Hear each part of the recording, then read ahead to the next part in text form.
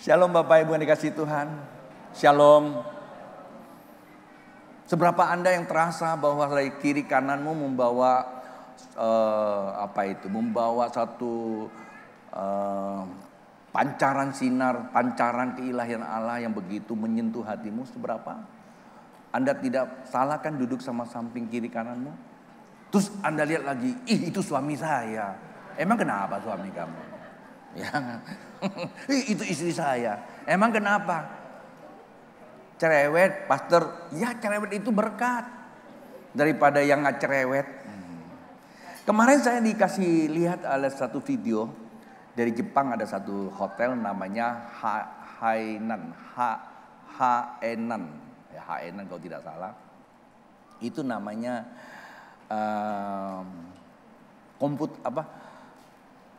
robot, hotel robot. Lalu ada seorang dari Indonesia sebenarnya. Dia pengen tahu sih hotel itu. Begitu dia masuk kaget, nggak ada manusia, semuanya robot. Satpamnya robot, kemudian office boy-nya robot, room boy-nya robot. Yang administrasi yang di depan itu loh, para resepsionnya juga robot. Semuanya robot. Dan waktu dia keluar dari hotel itu ditanya, bagaimana kamu puas gak? Pelayanannya sangat puas.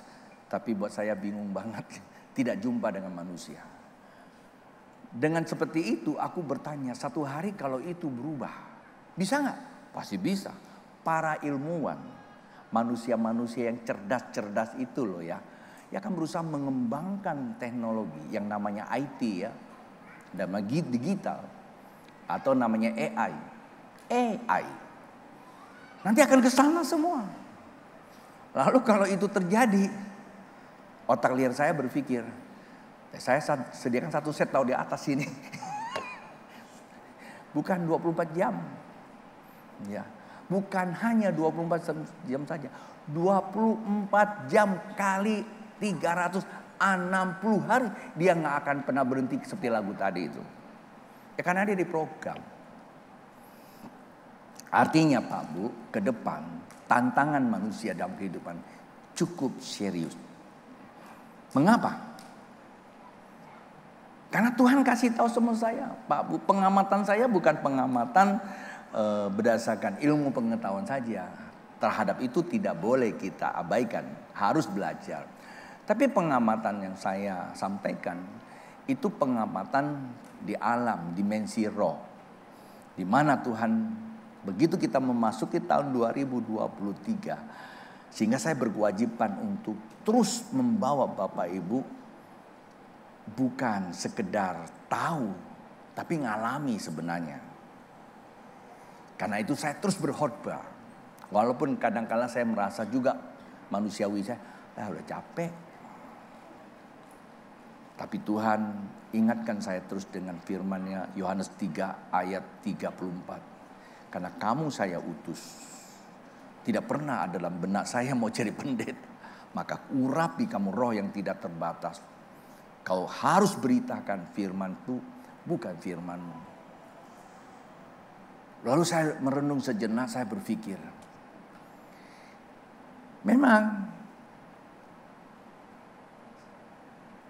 hamba Tuhan yang diutus dan yang diurapi, ia harus membawa jemaat itu ngalami kepada Tuhan.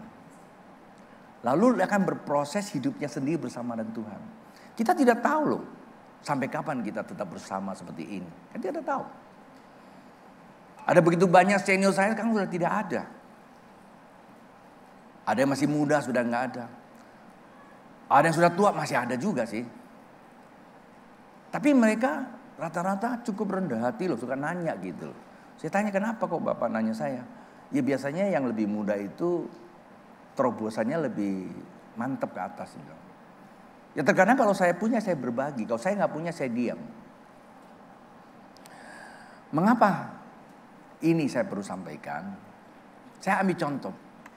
Bapak Ibu, ini pertanyaan saya ajak Bapak Ibu berpikir sejenak. Mana lebih menguntungkan Bapak Ibu kalau setiap minggu saya sediakan ikan yang mahal-mahal. Kalau digoreng atau dimasak enak-enak. Anda bisa dapatkan gratis di sini. Tiap minggu Anda dapatkan gratis. Anda bisa dapatkannya. Dengan saya ajarkan kamu cara bagaimana mendapatkan ikan itu. Walaupun Anda mendapatkannya, saya akan bilang, mendapatkan ikan ini nggak gampang. Perjuangannya harus mengeluarkan air mata yang bercucuran. Supaya itu menjadi mata air dalam kehidupan begitu. Nah saya bertanya, kalau dua ini saya serahkan kepada Bapak Ibu, pilih yang mana? Yang selalu gratis atau yang terus menerus bisa dapatkan sendiri? Biasanya otak purba kita, otak primitif kita, ya menurut para neuroscience kan ngomong begitu, ada otak depan, ada otak belakang. Otak belakang ini apa? Cari yang gratis toh, yang gampang, datang dapat, datang dapat, datang. Pernah nggak sih berpikir bahwa satu kali yang memberi itu nggak ada lagi? Lalu ajar bagaimana? Satu hari anak saya bilang sama saya, "Pak, saya tahu hari ini saya hidup berkecukupan karena ada Tuhan pakai papa. Tapi saya juga percaya satu hari papa akan nggak ada. Kalau hari ini saya tidak mau belajar dari papa bagaimana cara menggali, nanti saya akan menjadi orang yang paling susah. Karena sudah menikmati keindahan, keenakan. Pada saat saya tidak mampu lagi, kemana saya mesti cari? Dari situ saya baru nol. Biasanya orang seperti itu sulit untuk bangkit." Gereja hari-hari ini, saya tidak mengatakan gereja itu jelek. Menurut seorang pengamat dari sahabat saya, waktu kami ada pertemuan meeting itu, gereja hari-hari ini suka menyediakan yang gratis. Datang dapat, datang dapat, datang dapat. Dari sekian banyak hamba Tuhan, kenapa saya yang ditanya? Padahal yang lebih senior, lebih berpengetahuan banyak. Saya tanya, bagaimana pendapat kamu? Tony, pengamatan saya bukan karena saya ukur dengan berbagai kondisi.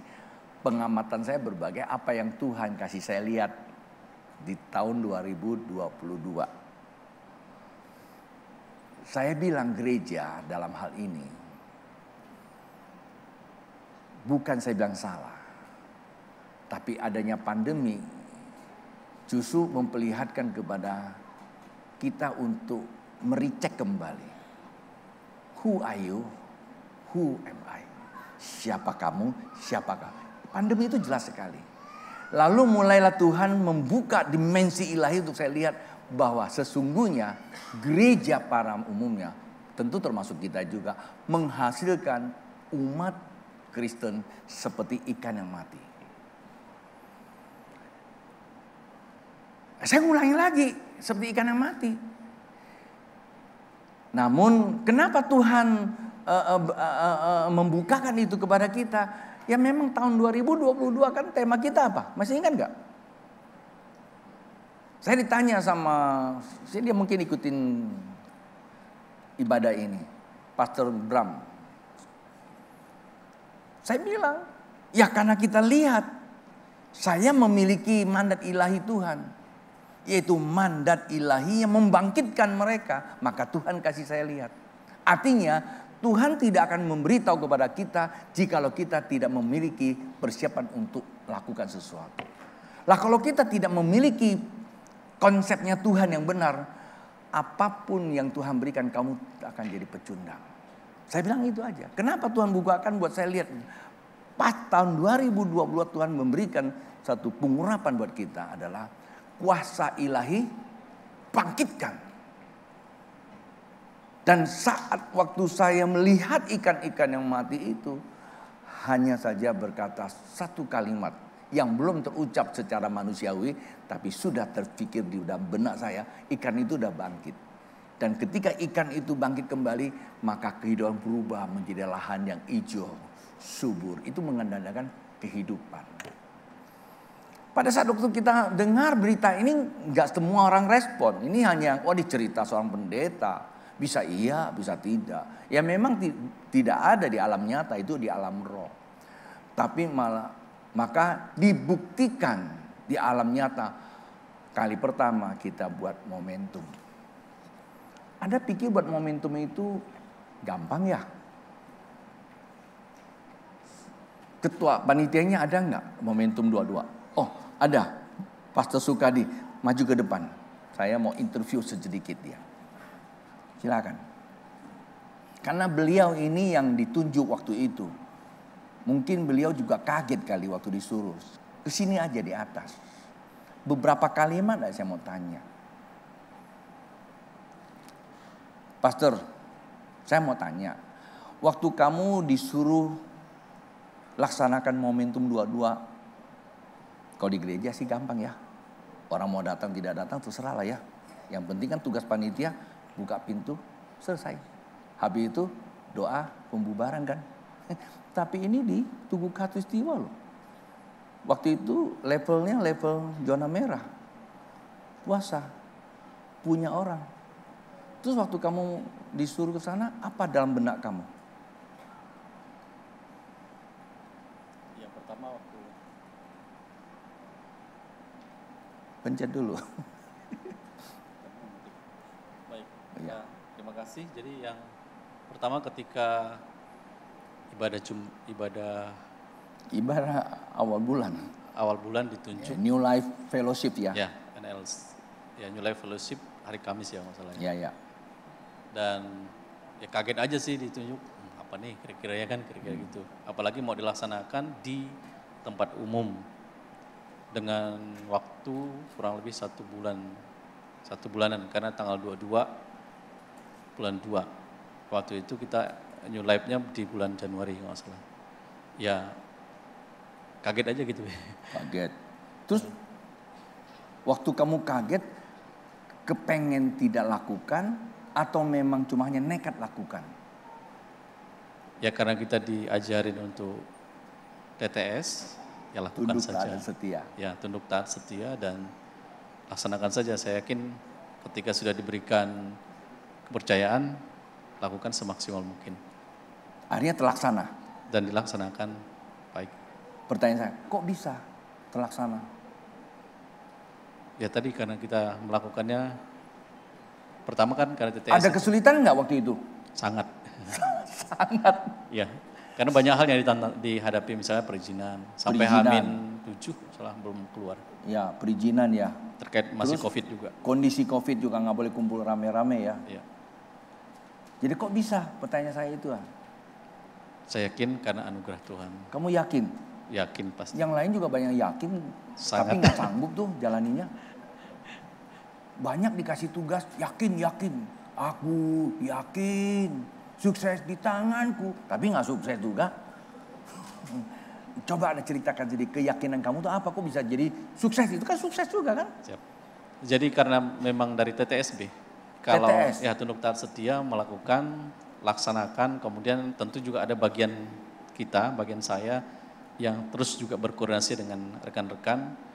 Dan memang seperti Tuhan sisipkan, tanda kutip ya, Tuhan kirimkan orang-orang tertentu membantu acara itu bisa berjalan dengan baik. Misalnya contoh nih, kok tiba-tiba kita dikenalkan dengan seorang kolonel laut yang memang juga berhubungan dengan tempat tersebut. Ya, saya ingat Kolonel Justinus Radiman ya, seorang asintel di Danlanut. Kemudian dikenalkan dengan Letkol Tri juga.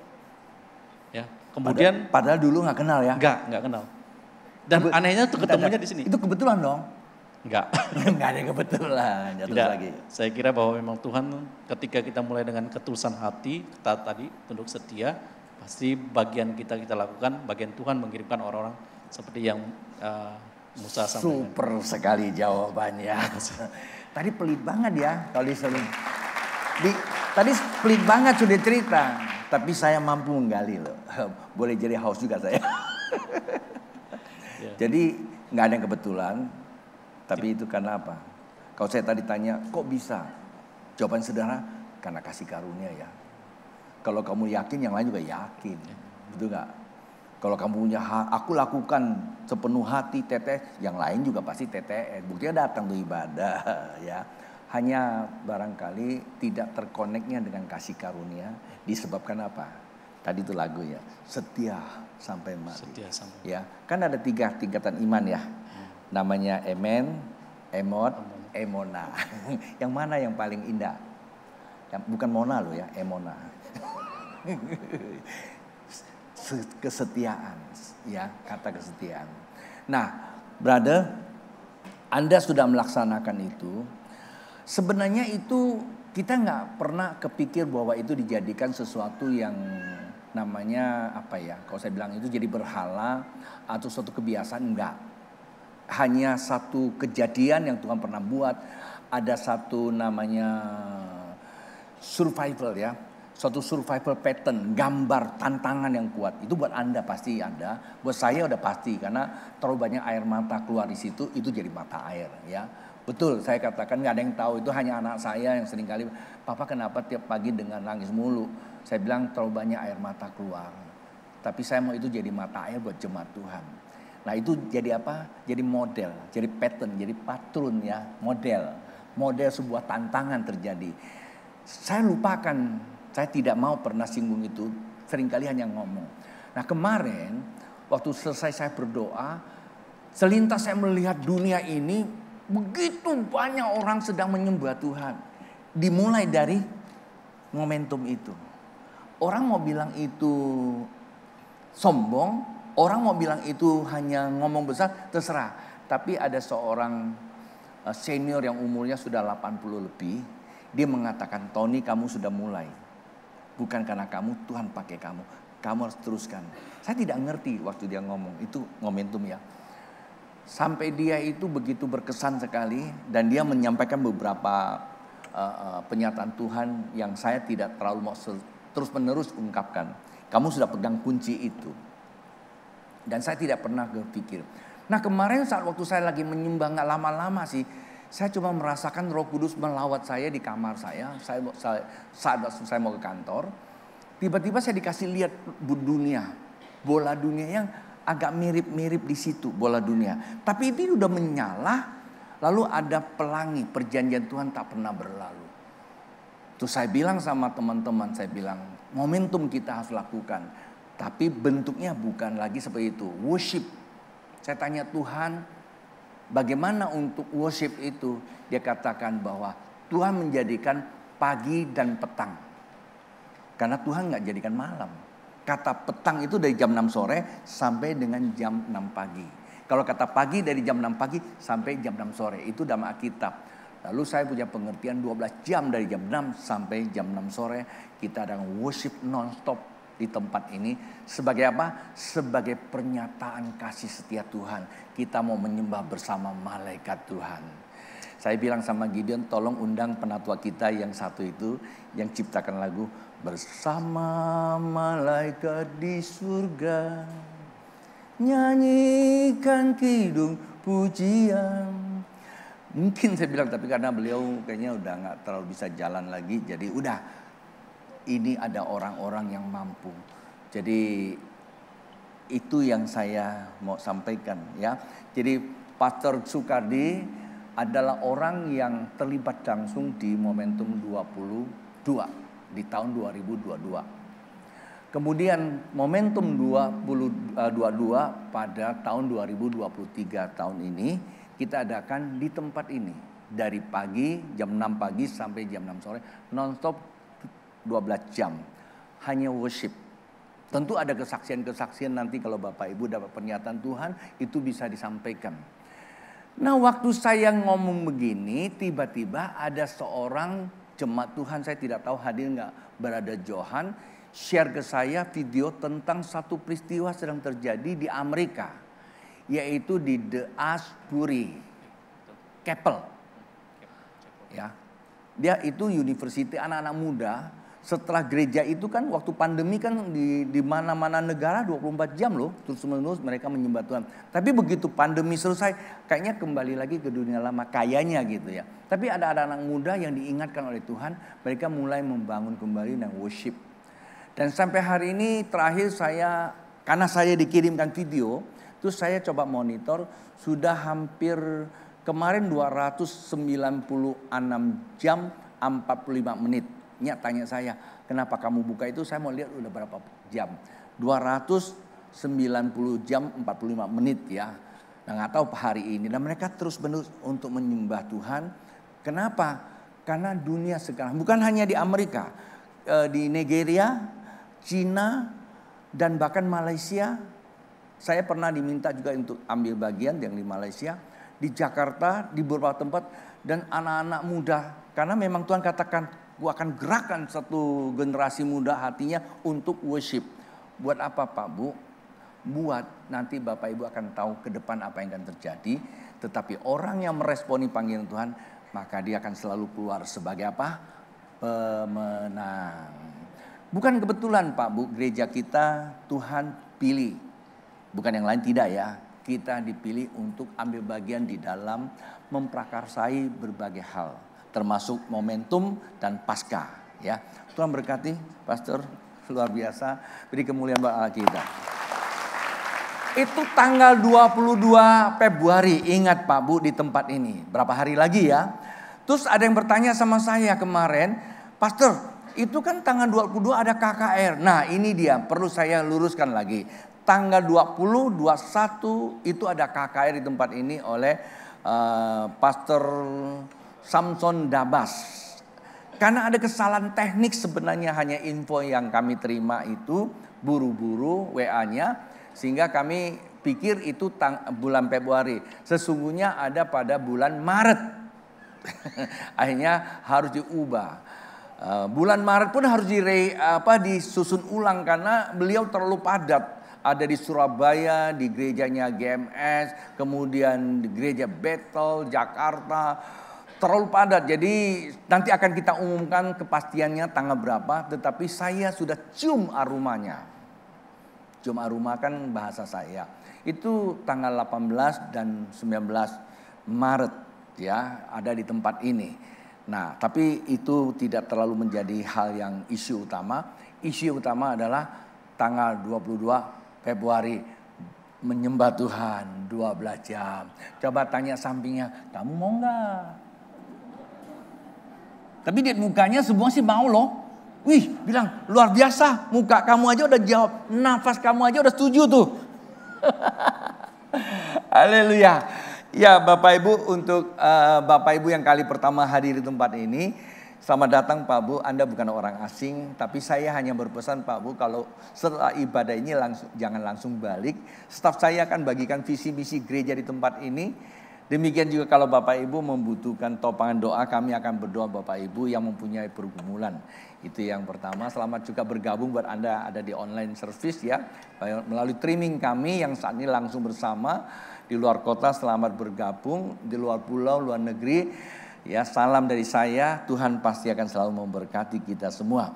Nah, hari ini kita akan sama-sama merenungkan firman Tuhan. Tadi saya sudah katakan bahwa saya selalu berdoa kepada Tuhan apa yang harus saya lakukan. Nah, tujuan saya hanya mengajar kita bagaimana memancingnya. Saya tidak mau mengajarkan, saya tidak mau hanya berikan ikan. Ya, artinya jemaat Tuhan satu hari kayak pada waktu pandemi ya, kita sudah mengalami kesalahan pola bergereja. Pada saat pandemi semuanya jadi gugup ya. Jadi gugup, lata, kemudian galau, ya lama-lama jadi Jadi lebay, ya kan? Nggak tahu bagaimana lagi. Ada beberapa bagian kehidupan sampai hari ini nggak bangkit-bangkit, ya. Bahkan gereja sudah dibuka, tapi kepengen niat untuk bergabung kurang. Kenapa? Karena sudah enak ada di online service. Pertanyaannya kepada saya, salah nggak sih Pastor, kalau kami ada di online service, sebenarnya saya harus berjawab secara komprehensif. Nggak salah sih kalau kita ada di online service, nggak salah banget. Kan tetapi itu bukan jawaban yang konkret atau yang tepat. Yang benar sebenarnya adalah tatap muka.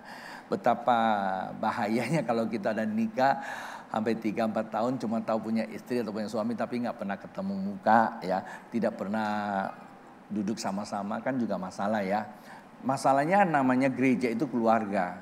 Nah, ada nggak nilai plusnya kalau kita beribadah bersama? Itu sangat banyak. Namun hari ini saya tidak punya atensi langsung untuk kasus ini. Saya nggak bicara terlalu panjang waktu di sini. Saya mau fokus kepada firman hari ini. Kita akan buka sama-sama Pak, Bu, di dalam kitab Amsal pasal yang keempat ayat yang ke-20 sampai 23. Amsal pasal 4 ayat 20 saya bacakan buat Bapak Ibu. Diperhatikan baik-baik. Nah, situ juga sudah ditayangkan. Topik hari ini adalah hati menjadi lahan ilahi Tuhan. Ya namanya topik kan saya bikin agak sedikit ya agak indah saja sih. Ya indah. Kalau Anda mau tanya saya kok bahasanya seperti itu, ya nggak tahu lah. Ya saya cuman hanya berdoa, saya letakkan supaya secara estetika tulisannya letaknya pas aja. Saya punya laptop gitu loh. Nggak kegedean, nggak kekecilan dengan huruf-huruf lain gitu ya. Nah, hati menjadi lahan ilahi Tuhan. Berarti bicara hati. Baik, ayat 20 saya akan bacakan buat Bapak Ibu, perhatikan baik-baik. Saya gunakan waktu yang ada ini untuk men-sharekan. Hai anakku, perhatikanlah perkataanku, arahkanlah telingamu kepada ucapanku. Saya ada kasih garis bawah itu, artinya itu bagian penting untuk saya bicara ulang lagi nanti. Janganlah semua itu menjauh dari matamu, simpanlah itu di lubuk hatimu. Ada kata lubuk hati, berarti ini hal yang penting. Karena itulah menjadi kehidupan bagi mereka yang mendapatkannya dan kesembuhan bagi seluruh tubuh mereka. Nah, ayat 23 ini, jagalah hatimu dengan segala kewaspadaan, karena dari situlah terpancar kehidupan. Dari pembacaan ayat-ayat berikut itu, akan ada ayat tertentu yang saya angkat menjadi dasar pemikiran. Ayat apa? Yaitu ayat yang ke-23. Bapak Ibu tolong perhatikan Amsal pasal yang 4 ayat 23 yang sudah kita baca di atas. Dan itu menjadi dasar pemikiran Anda dan saya. Di situ dikatakan saya sudah kontraskan dengan huruf yang lebih besar, warna yang berbeda. Jagalah hatimu. Itu kata kalimat pertama, anak kalimat pertama. Lalu ada penekanan di situ. Penekanan apa? Dengan segala kewaspadaan. Kata jagalah hati dalam bahasa Indonesia sudah menunjukkan sebuah warning, ya, sebuah mengingatkan ada sesuatu yang perlu diperhatikan. Karena saya bukan seorang guru, tapi saya coba mendalami arti kata bahasa Indonesia itu. Tetapi akan lebih penting, lebih serius lagi, diulangi dengan kalimat berikutnya, dengan segala kewaspadaan. Kata waspada berarti bukan lagi hanya jaga. Kata jaga bisa terjadi sesuatu atau tidak terjadi sesuatu. Tapi kalau kata waspada berarti sedang terjadi sesuatu. Paham ya Bapak Ibu, mengerti dalam bahasanya. Kalau saya kata waspada loh, berarti ya sedang datang itu ancaman gitu. Kalau cuma jaga saja, berarti ya itu hanya sebagai sebuah peringatan saja ya. Warning saja, bisa iya bisa tidak. Tapi karena bahasa ini diulang, berarti akan begitu sangat amat penting Bapak Ibu ya. Kenapa itu perlu? Karena ada kalimat berikutnya yang menjadi hubungan Bapak Ibu dengan pesan tersebut. Atau kalimat berikutnya ada bertalian dengan Anda dan saya. Bertalian apa? Bertalian itu sebenarnya juga membuka suatu mindset atau pemikiran kembali. Sudah disampaikan di awal tahun Tuhan kepada kita bahwa pada akhirnya tahun 2023 yang selalu akan saya bicarakan di sini, yang selalu akan dikhotbahkan di gereja ini, siapapun mereka ke atas, mereka sudah dapat panduan dari saya. Tidak bisa keluar dari 3 bagian. Tuhan, manusia, dan kehidupan. Kehidupan cemar bukan karena kehidupannya salah dalam membangun atau salah dalam keberadaannya. Kata keberadaan berarti kata Tuhan. Tetapi bukan kehidupannya yang bermasalah, tapi manusianya bermasalah menyebabkan kehidupannya bermasalah. Paham sama ini? Maka kata Tuhan kita tidak perlu ragukan. Tuhan maha megah dan absolut, holistik, selesai. Tapi yang jadi masalah dalam ketiga bagian ini adalah manusianya. Boleh bilang sama kiri kanannya, ternyata kita loh yang punya masalah. Dan itulah sebabnya kita diminta kepada Tuhan sadar. Kenapa mesti sadar? Karena kita punya masalah. Masalahnya apa? Kita lupa diri. Ya, percaya diri boleh, tapi harus tahu diri. Barangkali ada bagian-bagian kita yang dilupakan. Sehingga kita yang seharusnya Tuhan ciptakan berharga karena kejadian kita serupa dengan Dia. Lalu kita ini terjebak oleh godaan dunia, hilang gambar Allah. Maka kita mengambil rupa dunia. Ya, ada cerita tentang burung Raja Wali. Begitu dia bertelur, telurnya diremin sama ayam, lalu netesnya. Bapak Ibu, saya ajak Anda untuk merenung sejenak analogi ini. Telur burung Raja Wali. Kemudian diremin sama ayam. Netesnya ayam atau burung Raja Wali? Tetaplah Raja Wali itu faktor hidup ya. Tetapi dibesarkan sama ayam. Pertanyaannya, sikap dan perilaku Raja Wali tersebut seperti Raja Wali atau seperti ayam? Bilang sama sampingnya, kamu jangan begitu ya. Kita serupa dengan Allah. Dilahirkan oleh Allah. Dilahir kembali oleh Kristus jadi anak Allah.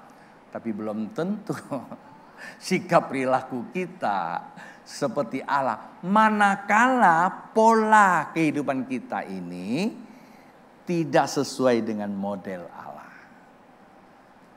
Makanya itulah kalau bicara kehidupan harus ada model. Saya gunakan istilah TKP. T Tuhan, K kebenaran, P itu adalah perubahan. Pak Bu, suka tidak suka, hidup dalam kehidupan. Satu hal yang menjadi kepastian adalah apa? Perubahan. Nah, kita sadar bahwa hidup kita berubah. Saya juga sadar, saya tidak seperti dulu, ya. Walaupun saya namanya masih sama seperti dulu, tapi orangnya nggak sama seperti dulu. Tapi ada satu juga loh kepercayaan diri saya, karena saya dulu waktu kecil suka dilatih kungfu. Saya kalau lompat tinggi, ya nggak sih terlalu hebat-hebat banget. 3-4 orang deketin saya sih rubuh lah. Itu dulu. Kalau sekarang saya lari. Karena guru saya ajarin saya jurusnya cuma 3. 1, pukul dia dengan tempat yang paling vital. Yang kedua, lihat posisi. Yang ketiga, lari. Nah, pada waktu saya ada di Bali, saya lagi jalan-jalan samanya. Boleh dong pendeta berliburan, boleh lah ya. Dan karena liburan saya agak iseng biasanya. Jalan di pantai ada satu tempat kami lintasi. Dan itu sih bukannya sungai sebenarnya. Hanya ada air. Enggak juga terlalu jauh, paling 3 meter sih. Saya lari, saya bilang semuanya, enggak usah kamu cari tempat lain. Lompat saja. Saya lari dengan kecepatan tinggi, saya lompat. Saya punya kepercayaan diri yang luar biasa. Karena dulu tempat yang model segitu 3 meter sih saya bisa lewati. Tapi kenyataan pada waktu itu begitu saya lompat, nggak sampai 1 meter cemplung lagi langsung ke air itu.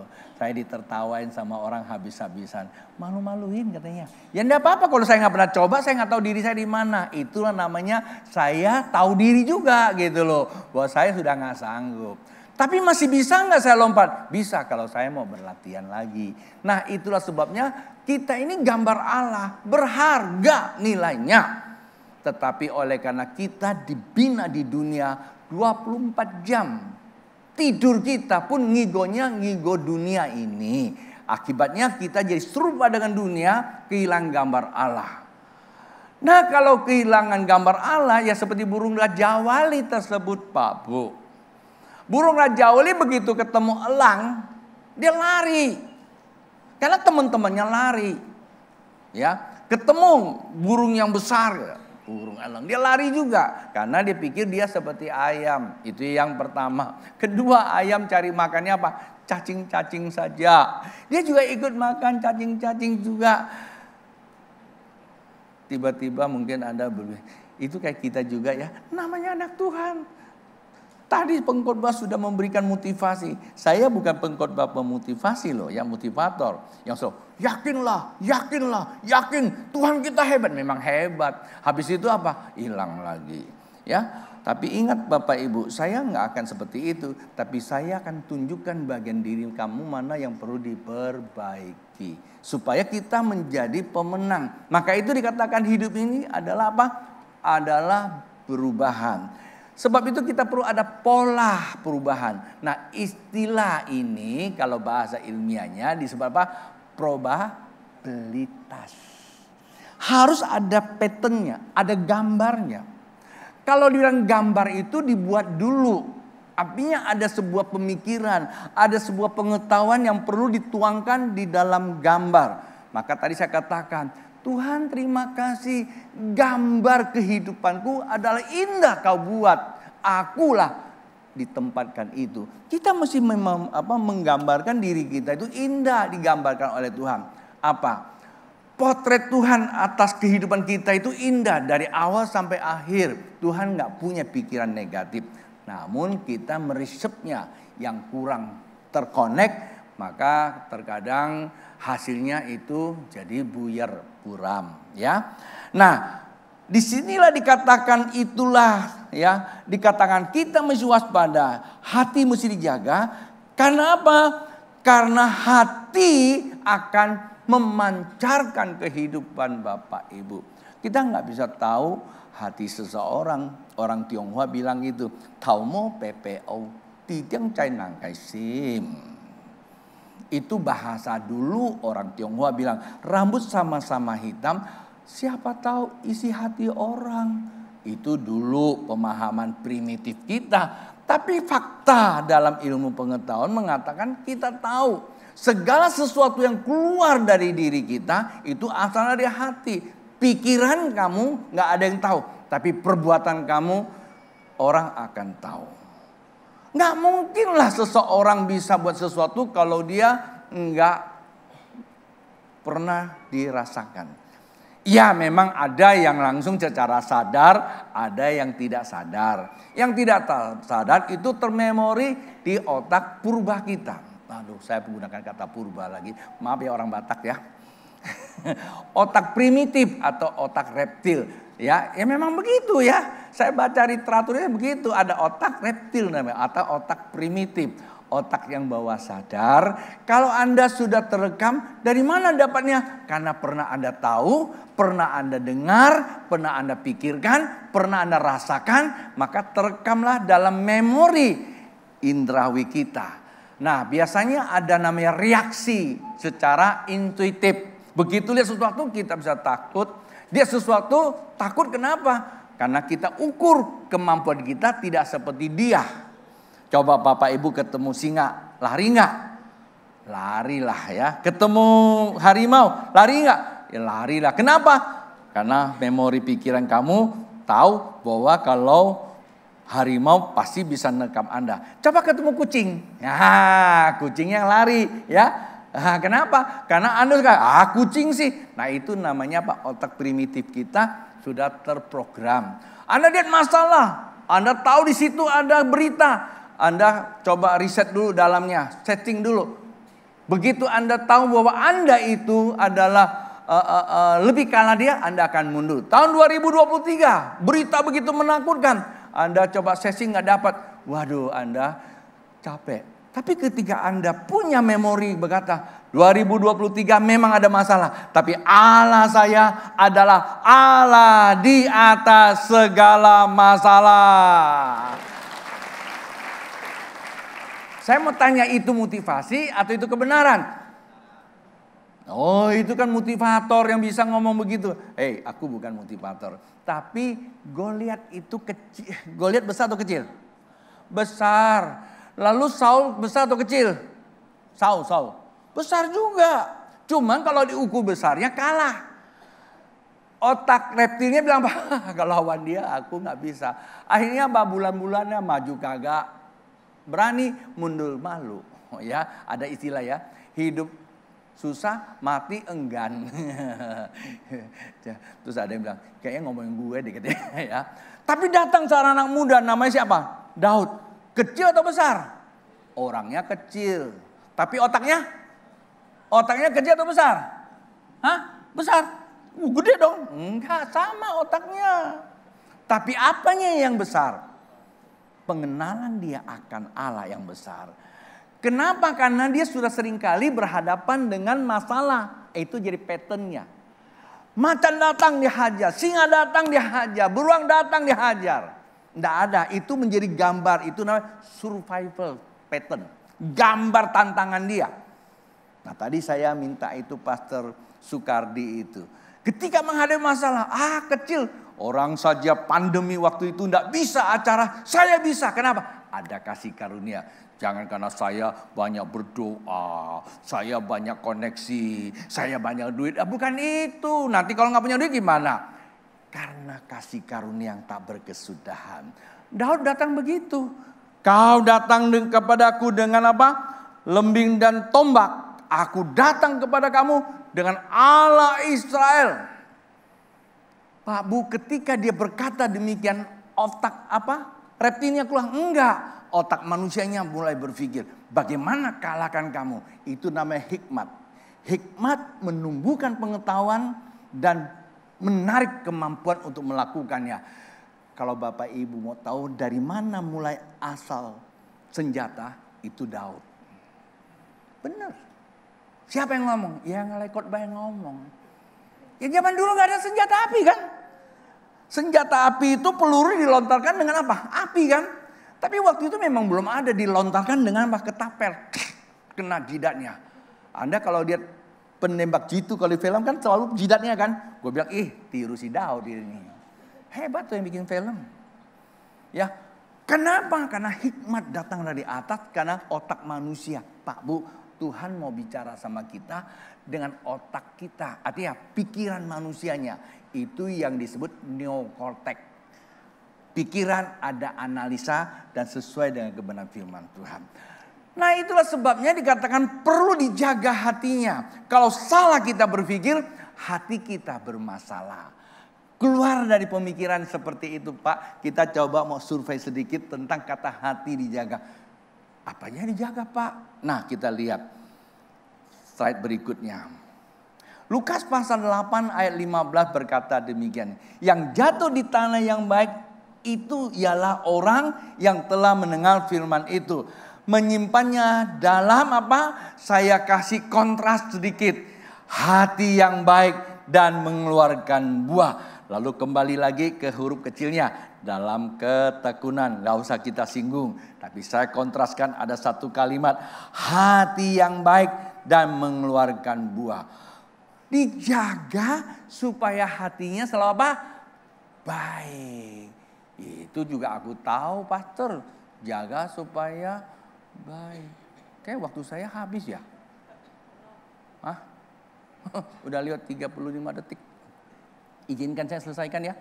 Tadi karena dipinjam sama pastor Sukardi buat kesaksian. 40 menit buat saya. Ya cuma makan breakfast saja sih. Kita mau makan siang sekarang. Pakai bakut. Hati yang baik akan mengeluarkan buah. Bilang, hati yang baik akan mengeluarkan buah. Jaga hati supaya baik mengeluarkan buah. Tapi penulis kitab Lukas kata buah ketekunan. Coba kita lihat referensinya supaya saya bisa agak sedikit cepat. Ya, referensi dalam Matius pasal yang ke-13 ayat 23, kata hati yang baik itu apa?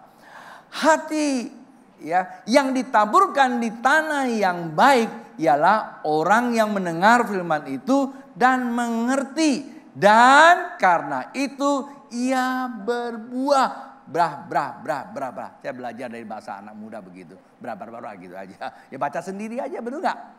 Nah, apa sih arti kata hati yang baik? Di situ ada dua teks. Satu dari Lukas, satu dari Matius. Itu namanya sinoptik. Artinya penulisan dengan cara pengamatan yang berbeda. Apa hati yang baik? Hati yang baik ya diibarat tanah yang baik. Kalau kata penulis Matius ya. Artinya apa? Yang mengerti firman Tuhan. Dijaga itu supaya apa? Supaya mengerti firman Tuhan. Coba kasih tahu sama samping. Oh begitu. Baca Alkitab jangan cuma sekedar baca koran. Lewat Pak Bu. Mesti dimengerti. Kata mengerti itu gimana? Kata mengerti itu sudah diajarin hampir 20 tahun di gereja ini. Katakan, pikirkan, rasakan. Kata berhubungan dengan stigma. Pikir berhubungan dengan pengetahuan. Rasa itu menanam di hatimu. Itu memori kamu. Kalau kamu sudah mulai merasakan, suka tidak suka akan menstimulasi seluruh reaksi indrawi kita. Nah ini bahasanya seringkali ada. Apa itu indrawi? Yang jelas bukan indra leksmana ya. Indrawi itu adalah penglihatan, pendengaran, ya, perabaan, kemudian penghirupan dan pencitrarasaan. 5. Ya. Itu akan itu namanya fisik. Itu manusia fisik kita. Kalau kita ngerasakan, manusia fisiknya pasti akan terstimulasi, terstimulut tuh, ya, tersentuh maksudnya. Coba kalau Anda pegang tanganmu, terasakan, itu namanya stimulut. Nah, saya akan coba memberikan satu analoginya. Bagaimana apa yang saya rasakan bisa saya apa yang saya pikirkan, apa yang saya dengarkan, apa yang saya lihat bisa mempengaruhi saya punya fisik. Sederhana, karena di dalam memori Anda punya memori tentang mangga kan? Mangga. Kalau saya ngomong sama bule, dia nggak, what is the mangga? Dia nggak tahu mangga. Ya, udah cerita berduel, ya, what is the mangga? Mangga. Oh, dia pikir toko baju ya. Terus saya bilang kalau saya cerita, itu kalau mangga asam dikasih terasi, kasih cabe, ya, ditumbuk-tumbuk, kan Anda langsung ngiler kan? Nah, itu namanya apa? Pendengaran menstimulasi reaksi kimia tubuh kamu. Firman Tuhan itu seperti itu, sering dengar yang buruk-buruk. Ya, di stigma yang buruk-buruk, dan Anda mulai ngerasa ketakutan ya karena di stigma terus. Ketakutan itu tanam dalam apa? Memori insting kamu. Nah, insting itu berhubungan dengan naluri kita ya. Mungkin hari ini Anda sering dengar, tapi Anda sudah tertanam dalam insting. Besok waktu Anda lagi kerja, tiba-tiba ada satu perusahaan kok mirip, begitu mirip Anda sudah mulai tegang. Kalau tegang itu bisa stres, dan itu akan Itu akan mempengaruhi fisik kita. Nah, psikolog mengatakan itu namanya psikosomatik, bukan siomay ya, somatik. Psiko itu pikiran, soma itu adalah tubuh, ya, tik itu sakit, ya. Jiwa yang sehat maka pasti tubuhnya juga akan kuat seperti itu, Pak Bu. Nah, dua referensi ini jelas kita perlu jaga kewaspadaan terhadap ya berita-berita masuk ya. Kalau kita mengerti firman Tuhan yang benar, maka itu akan bertumbuh berbuah apa? 30 kali, 60 kali dan 100. Itulah sebabnya di Matius pasal 13 ayat 25 dikatakan demikian. Ya, di situ kan jaga hati dari segala kewaspadaan. Saya berikan gambaran dari dua ayat ini.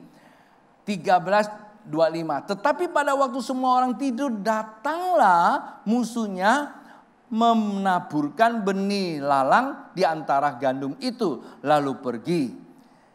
Ayat 26, ketika gandum itu bertumbuh dan mulai berbulir, nampak jugalah lalang itu.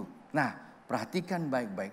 Ini ayat sebenarnya sedang menceritakan kalau kamu tidak sadar, setan akan pakai firman Tuhan menjebak kamu seperti Hawa.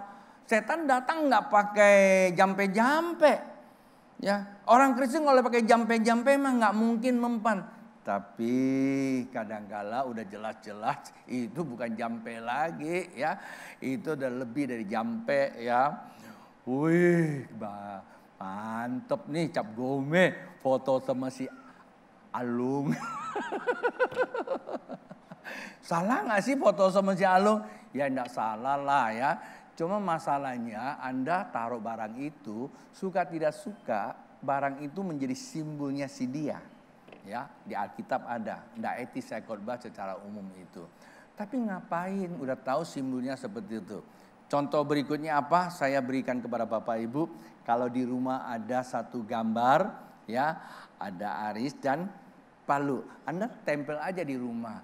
Pasti Anda akan dijemput sama satpam, ya. Anda akan dikawal siang dan malam, makan gratis. Berapa? Enggak lah sampai hukuman mati. Palingan 20 tahun. Kan gitu loh ya. Hanya itu saja. Nah itu karena simbol Pak Bu, ngerti kan? Maka kalau kita orang benar, ngapainlah ke sana? Puhau ise saya ngomong ini. Karena berdasarkan survei yang dilaporkan ke saya, cukup banyak juga sih anak Tuhan. Ya, bahkan kadangkala apa? Di dompetnya, coba lihat dompet kiri kanannya. Tanya, lu ada gak bulunya? Aduh, ini pendeta ngomongnya udah agak sedikit nyakiti. Maaf ya, saya tidak bermaksud menyakiti, tapi bermaksud untuk memberikan Anda sebuah edukasi yang benar bahwa hidup itu harus bergantung kepada atas. Karena yang di depan itu ditentukan hari ini. Jangan kita cuma teriak nanti kalau itu datang. Karena apa yang terjadi di depan ditentukan hari ini. Maka hari ini kalau kita sedang dengar firman Tuhan, mari kita serap dengan pengertian. Terus lagi Pak Bu, nah karena itu ada beberapa ayat menjadikan kita harus paham. Alkitab berkata apa yang harus kita tanamkan Pak Bu, firman Tuhan itu dengan jelas, dengan benar, yaitu harusnya kita melakukannya. Di dalam Alkitab ada 2 ayat ya, satu yang saya ambil dari Perjanjian Lama, kemudian referensi kitab lainnya sebagai peneguhan di Perjanjian Baru. Yeremia pasal 31 ayat 33 berkata demikian. Tetapi beginilah perjanjian yang kuadakan dengan kaum Israel sesudah waktu itu. Demikianlah firman Tuhan. Aku akan menaruh Tauratku dalam batin mereka dan menuliskannya dalam hati mereka. Maka aku akan menjadi Allah mereka dan mereka akan menjadi umatku. Perhatikan baik-baik Pak Bu. Hubungan tentang penyembahan, hubungan tentang ketuhanan, hubungan dengan kehidupan bergantung sepenuhnya kepada apa? Anda menangkap firman Tuhan sampai di mana. Kalau sampai di hati, maka Allah akan menjadi Allah kita. Kita menjadi umat. Buktinya apa? Suka menyembah. Coba tanya kiri kanan lu, kamu suka menyembah enggak? Siapa yang suka menyembah Bapak Ibu? Boleh angkat tangannya. Siapa yang suka menyembah? Tanggal 22 saya tunggu di sini. Langsung turun. Gak apa-apa kalau gak datang juga. Gak dipaksain kok. Itu panggilan hati. Lalu Ibrani pasal yang ke-8 ayat 10. Maka inilah perjanjian yang kuadakan dengan kaum Israel. Sudah waktu itu demikianlah firman Tuhan. Sama sih sebenarnya. Aku akan menaruh hukumku dalam akal budi mereka. Hanya perbedaan tadi itu batin, ini akal budi. Artinya saya simpulkan akal budi dan batin itu adalah satu kesatuan tak terpisahkan.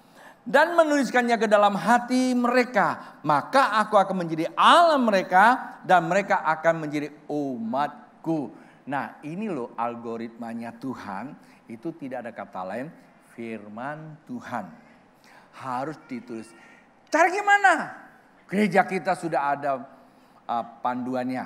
Katakan, pikirkan, rasakan.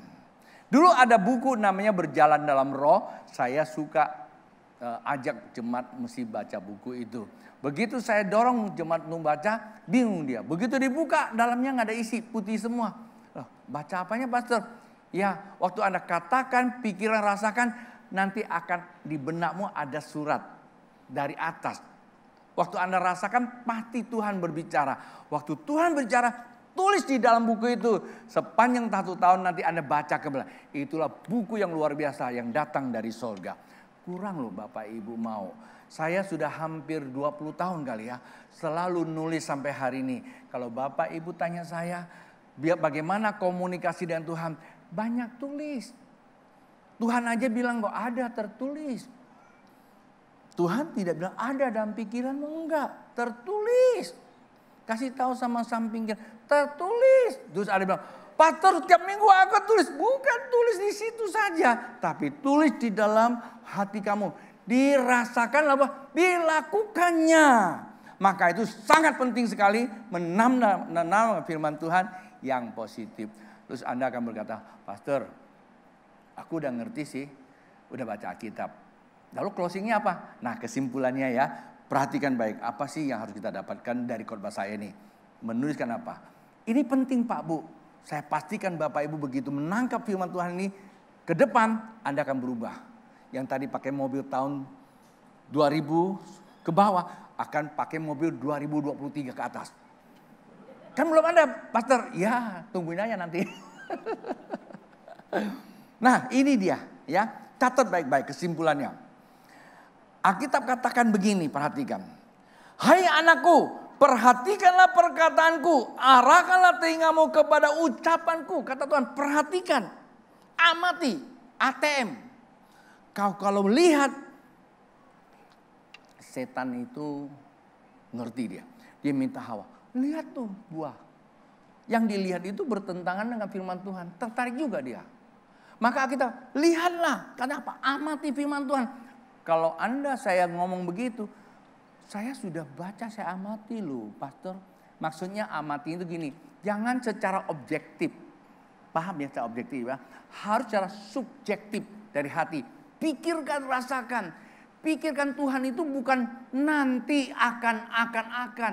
Kalau Tuhan akan datang, oh Tuhan, datanglah. Ini otak reptil kamu tuh cuma hanya Tuhan tuh masih jauh. Begitu kena masalah, lari dulu karena Tuhan nggak ada. Harus berkata, kok Tuhan hadir? Saya kok bisa ngalami? Ada kata koknya lagi. Itu artinya apa? Sudah ngalami. Itu namanya apa? Pattern masa lalu. Ya, bukan akan datang, tapi sudah ada di dalamnya loh. Saya ngalami Tuhan tahun 2002. Luar biasa. Ada di sini. Begitu kita mengalami suatu masalah, memori kita keluar. Saya dulu lolos, sekarang pasti lolos. Siapa orangnya? Daud. Begitu Daud menghadapi masalah, gambar masa lalu itu namanya apa? Ya, disebut survival pattern, gambar kesulitan. Siapa yang melihat singa? Siapa yang melihat beruang? Siapa yang melihat macan itu nggak takut? Semua takut. Daud takut nggak? Takut juga. Tapi karena waktu dia melawan itu, dia bersandar sepenuhnya kepada Tuhan. Dia menang. Begitu dia ada Goliat apa? Dia nggak lihat ukuran diri. Otak yang sudah termemori apa? Dengar ya, Goliat, singa aja gua kalahin loh. Macan gua kalahin loh. Beruang gua kalahin, maka gua nggak beruang terus, dia bilang. Kalau beruang tuh siang dan malam kan stres juga. Siapa lo katanya? Begitu orang itu langsung si Goliatnya langsung ketakutan. Kaget juga, anak kecil hebat banget. Langsung turun tuh. Hilang 25%, tinggal 70%, keberaniannya. Dia ambil lagi itu batu. Hah, anak kecil pakai ketapel. Anjing gak aku? Selesai. Coba, aku singa. Pasti perjuangan agak berat. Tapi yang anjing lo. Ketemu orang Medan selesai dia. Maaf ya untuk orang Medan ya. Ketemu Gideon juga selesai. Enggak sampai Medan malah.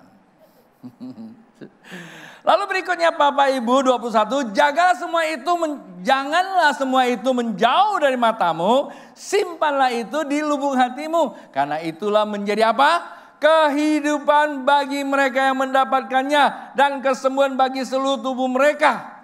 Luar biasa.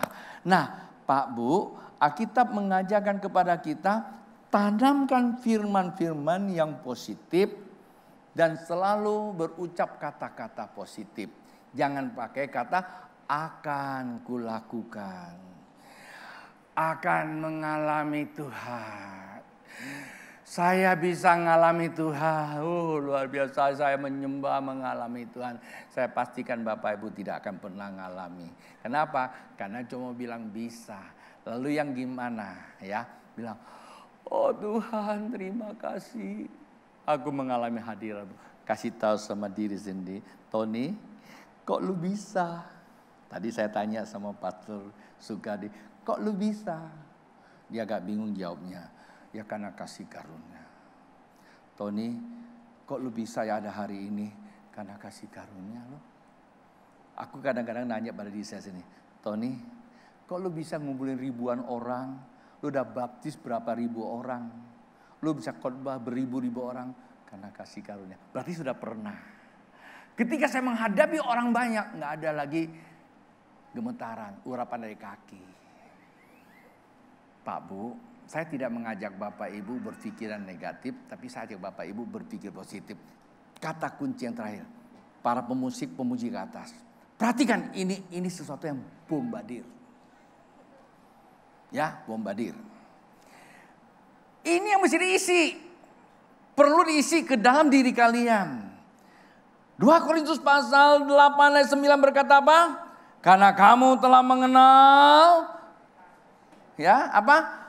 Karena kamu telah mengenal kasih karunia Tuhan kita Yesus Kristus. Bahwa ia yang oleh karena kamu menjadi miskin sekalipun ia kaya supaya kamu menjadi kaya oleh karena kemiskin. Ini suatu pertukaran yang luar biasa Bapak Ibu. Nah ini tanamkan ke dalam diri kalian masing-masing. Bagaimana tanamkannya? Ya, bilang begini. Yesus Kristus Tuhan kaya yang aku sembah. 12 jam itu kecil Pak Bu. Supaya aku menjadi kaya. Kalau Anda naik ke atas tentang Amsal. Yesus Kristus itu penyembuh. Kanker apapun. Tak ada persoalan di hadapan Tuhan. Aku sembuh. Yesus Kristus itu penuh hikmat. Maka aku mungkin dunia bilang bodoh. Tapi ketika aku menyembah. Aku akan menjadi orang yang penuh dengan hikmat. Di dalam kasih karunia hikmat aku punya pengetahuan. Dan kemampuan melakukannya. Karena kita punya pengetahuan banyak tapi gak bisa lakukannya. Kenapa? Karena pengetahuan datang dari dunia. Tapi kalau pengetahuan oleh karena hikmat, maka engkau sanggup melakukannya. Nah hari ini kita mesti banyak ngomong gini. Tuhan kaya. Supaya aku menjadi orang kaya. Yesus kaya. Supaya aku menjadi orang kaya. Pak Bu, 2004 saya kembali dapat kesempatan ke Cina. Tahun 82 saya ke Cina. Dari Hong Kong sampai ke Suatau itu hutan. Maka yang Teng Sua. Tony pernah sana, Ton? Dulu naik Teng Sua hanya gunung. Tapi tahun 2004 saya kaget. Kami pergi ke gereja bawah tanah sama anak saya. Naik kereta hampir 1 jam. Enggak pernah lihat ada namanya gunung lagi. Semuanya gedung-gedung yang megah-megah. Apalagi hari ini kalau Anda pergi ke namanya Shenzhen sana. Itu kota impian. Aku gak dorong kalian pergi loh. Ya. Nah maksudnya apa? Waktu saya duduk di satu hotel. Saya langsung melihat. Saya bilang begini saat diri. Tony, dulu kamu lihat di sini semua hutan. Sekarang sudah megah. Lalu dari hatinya saya Tuhan bicara. Kamu juga bisalah seperti itu. Dimanapun kamu pergi, kamu bisa jadikan tempat itu seperti ini. Waktu saya lagi diam, tiba-tiba ayat ini muncul. Saya bikin buku, Ia Kaya Supaya Kamu Menjadi Kaya. Artinya Tuhan sanggup membuat kita lakukan kalau kita mau bergantung sama Dia. Lalu saya pulang tiap minggu saya katakan, ingat, Yesus kaya supaya kamu menjadi kaya. Lalu masing-masing mulai berkata, saya orang kaya, saya orang sehat, saya orang umur panjang. Karena Tuhan katakan, saya bisa melakukan apa yang Tuhan suruh saya lakukan. Coba bangkit berdiri semua bilang begini. Saya kaya karena Tuhan yang kaya. Saya bisa karena Tuhan yang bisa. Saya sehat karena Tuhan yang sehat. Saya mampu karena Tuhan yang mampu. Sejak kapan kau berkata, setiap pagi, setiap malam engkau berikan itu kepada memori otak kamu. Saya mau kasih tahu sama kamu. Orang-orang yang ada di sini banyak. Kalau Anda mau dengar cerita-cerita mereka panjang, maka tanggal 22 kalau mereka bersedia sini, berbagilah. Bagaimana dulu waktu mereka masuk di gereja ini. Mungkin Anda berkata, itu kebetulan, silakan. Ya, sehingga mereka ada hari ini. Saya cuma ajarin satu. Saya tidak motivasi kamu dengan manis-manis, tapi saya mengajarkan bagaimana kamu menggali sumber yang datang dari Tuhan. Sehingga lepas daripada itu engkau bisa jalan. Tentu berbeda 2002 dan sekarang. 2002 ada konsep-konsep yang kita dapatkan tapi kita tidak mampu mempertahankan. Tapi 2022 sampai ke depan Tuhan sudah membuka bukan hanya konsep mendapatkannya, tapi konsep menghidupinya. Itulah sebabnya 2023 konsep yang sangat amat penting. Bangunkanlah rohmu, itu namanya being kamu. Maka jiwa kamu bangkit, terkonek ke sorga, Kristus bercahaya, seluruh kehidupan kamu bercahaya bagi kehidupan. Tangan yang kamu punya tidak diukur berapa besar, tetapi diukur berapa kamu percaya. Maka apa yang kamu kerjakan dan pasti akan terlaksana. Sebab Dia kaya supaya aku menjadi kaya. Sama-sama. Dia kaya supaya aku kaya. Dia sehat supaya aku sehat. Dia mampu supaya aku mampu. Dia cerdas supaya aku cerdas. Dia hidup supaya aku hidup. Dia penuh kelimpahan supaya aku kelimpahan. Siapa yang percaya? Dia. Semua percaya? Sama-sama saya berkata. Dia hadir tanggal 22 Februari sepanjang 12 jam. Saya juga hadir. Ayo sama-sama. Dia hadir. Nggak fair. Kamu nggak ngomong nih ya. Nggak fair. Ngico mai mau kong ah? Hah? Kong makanya? Ngi oi hadir ah. Yo to tiêm chung ah. Yo to tiêm chung. Hah? Yo to tiêm chung. Ngày muốn gì là? Ngi con mang ya. Con.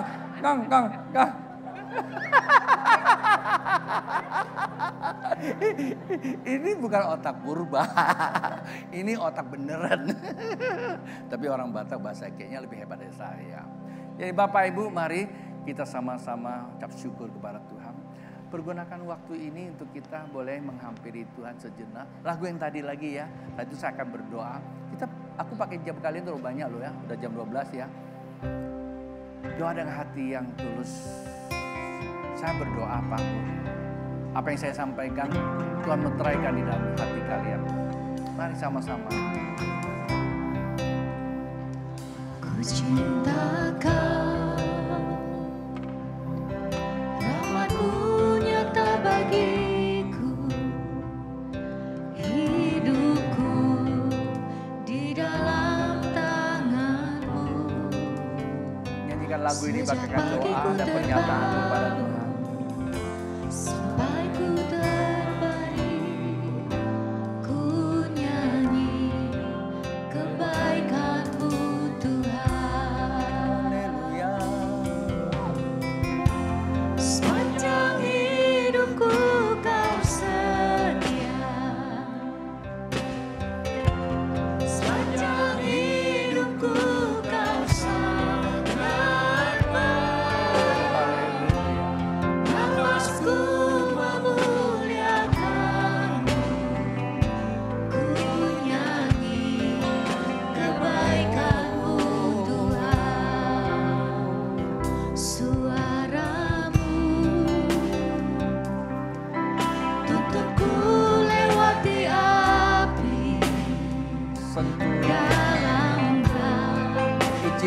hatimu disentuh oleh kasih Bapa.